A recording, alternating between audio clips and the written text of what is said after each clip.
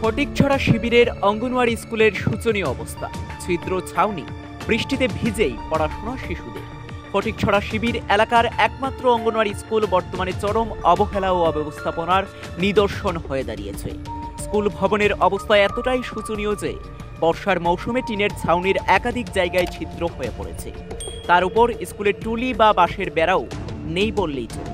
ফলে সামান্য বৃষ্টিতেই শ্রেণীকক্ষে জল পড়ে, যা শিশুদের পড়াশোনার পথকে প্রতিনিয়ত বাধাগ্রস্ত করছে।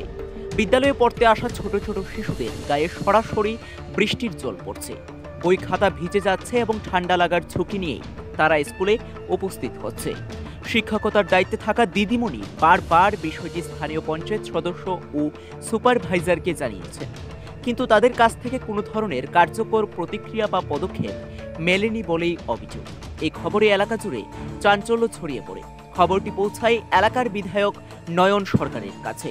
তিনি খুদ স্কুল পরিদর্শনে যান এবং নিজ চোখে বিদ্যালয়ের করুণ অবস্থা দেখে বিস্ময় প্রকাশ করেন। তিনি সংবাদ মাধ্যমকে জানান, এই অবস্থা সত্যি দুঃখজনক ও অপ্রত্যাশিত। শিশুদের জন্য এমন পরিবেশে শিক্ষা গ্রহণ সম্ভব নয়। আমি আশ্বস্ত করছি, আগামী 1 থেকে 2 দিনের মধ্যে মেরামতের কাজ শুরু হবে। আজকে আমি এসেছি ফটিকছড়া শিবির অঙ্গনের স্কুল।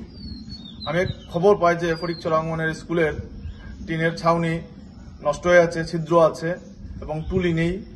তো এখানে যারা বাচ্চারা পড়াশোনা করতে আসে অঙ্গনের স্কুলে, তাদের শরীরে বৃষ্টি পড়ে এবং ভালোভাবে ক্লাস করাতে পারছেন না। ম্যাডামও বলেছেন স্কুলের যে তিনি নাকি পঞ্চায়েতকে জানিয়েছেন, সিডিপি সাহেবকে জানিয়েছেন, তারপরেও সুরাহা হওয়া হয়নি।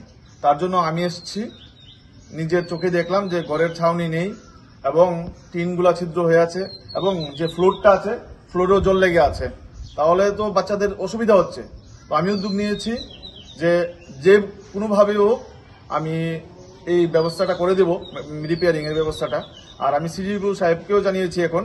তো সিডিপি সাহেবও বলেছেন যে উনি পদক্ষেপ নেবেন সেই ব্যাপারে। তো আমি দেখি যে সিডিপি সাহেব কি করেন, আর না হলে আমরা যে কোনোভাবে হোক এটা আমরা মেরামত করে দেব। বিধায়কের এই আশ্বাসে আপাতত কিছুটা স্বস্তি ফিরে পেয়েছেন অভিভাবক ও স্থানীয় বাসিন্দারা। তবে বাস্তবে কত দ্রুত এবং কিভাবে সেই প্রতিশ্রুতি বাস্তবায়িত হয়, এখন সেটাই দেখার বিষয়। নিজস্ব প্রতিনিধি রিপোর্ট, দ্য নিউজ 9।